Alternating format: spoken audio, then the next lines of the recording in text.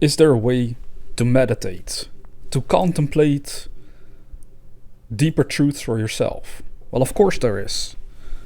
Thankfully there is. Imagine if there wasn't a way for you to contemplate the truth and then always having to seek out somebody else for help, for insights, for the truth. Many times initially we do need help. We do need some guidance on where to start and how to go about it, but ultimately we individually have to find the truth for ourselves, the truth of our own being, who we are, what we are, where we are, why we are here. All these deep questions of life can't be answered by somebody else, not even me. I can't answer them for you. I can only answer these questions for myself, based on what is revealed from the depths of my own being. So in your case, as you're listening to this, because over the years I've always had questions from people asking me, how can I develop more truth? How can I find more about the truth, about the deeper nature of reality on a spiritual level? Well, it really happens through meditation, which is a tool to use for self-contemplation and analyzation. So through meditation, when you quiet your mind, when you sit still, you allow all the noise of this world, the chaos of the ego, the phantom self, to quiet down so that the mind becomes still and you can start to gain insights and information through your intuitive faculty. It also comes through the heart chakra. The true nature, the true information concerning your nature comes into your awareness through the heart. This is very important to understand. So in meditation, when the mind is quiet and you can put your awareness, the attention of your awareness on the heart, and then you ask yourself the deep questions. But you have to start at the foundation. If, for example, you start with the question, why am I here? Without fully sensing and grasping in yourself what you are, then it doesn't really matter if you were to find an answer of why you were here, because you're still missing the basic foundation. So we want to do this in the right order. We first want to go to, who am I? What am I? These two questions combined first need to be answered within the depths of your own heart. So if you sit still during the late evening hours or early morning hours, when there's not a lot of noise going on, hopefully for you, that's how I do it. I'm awake usually during nighttime, the entire night, and then during day I might actually take a nap, because then the world gets noisy and I don't like the noise personally. I just want the quietness, because it is in the quietness of the world that you can contemplate deeper truths for yourself. So you sit still during a time when it's quiet for you. You totally relax. There's all kinds of techniques to relax, breathing techniques. You could perhaps listen to music. Some people help that. Ultimately, you have to figure that out for yourself. What is a way for you to relax? If you don't know how to relax, well, start looking into techniques to relax and start experimenting with as many as you need to in order to reach a place where you actually relax. So, assuming that you can, once you are fully relaxed, you want to ask yourself the question, who am I?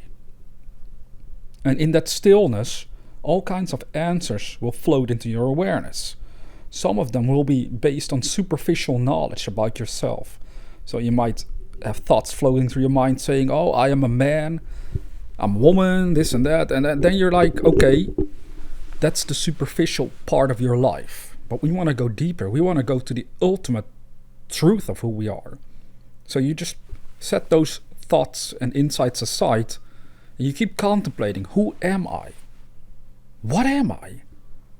And you keep analyzing it. Who am I? I am not the body. I am not my gender. I am not my age. I am not my name. Yet throughout my physical life, I constantly say to people, in my case, I am Renil. If people ask my age, I would give it to them. If they ask my gender, well, in this day and age especially, there's a lot of obsession about gender and what kind of gender you identify with. But I'm old school. I'm still a man. I would still say I'm a man. Obviously, I'm a man. I would say some people these day and age, they don't really like that. They're crazy. I mean, are they? Sorry if you. What's wrong with me? Oh no, the crazy's coming out. Calm down, Phantom Self. Hush, hush now. They're not crazy, they're just experiencing a different state of consciousness than me. Alright. But the point being here is, if you contemplate enough on who am I, you start to develop more deeper insights and awareness concerning your true nature. As long as you remain calm and as long as you try to feel the answer through the heart chakra. And I know this is so vague for most people because they're only used to living through their head, through their brain. But we want to learn through deep stillness to start sensing the answers as we feel them through the heart. Like, I feel this. I know this to be the truth about myself. So what will happen to you if you do this right is that these superficial answers will come and go, but then you start to sense deeper answers where you can sense in the depths of your being, wait a minute, there's truth to this as well. This is a truth that I didn't contemplate before. And then you start to dwell on that for a little bit. You start to enjoy that new, deeper insight about yourself.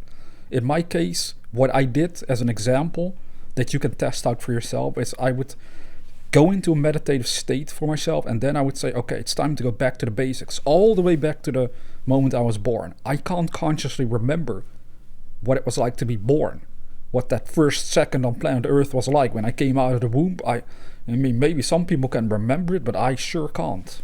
It is somewhere very deep in the subconscious mind by now for all of us.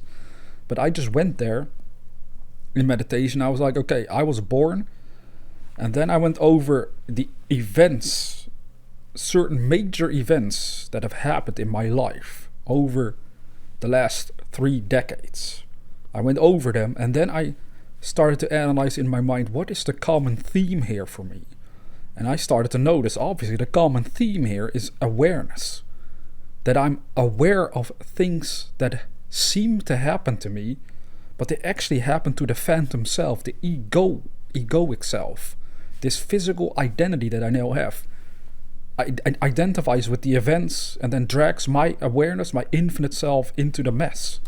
So I started to realize, wait, all these things that seemed so terrible for a long time, actually, they didn't hurt me. They didn't touch the real infinite me.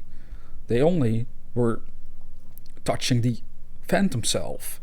And because we all initially are being hypnotized by our own phantom selves, we think we are the ego, we are the name, we are the body.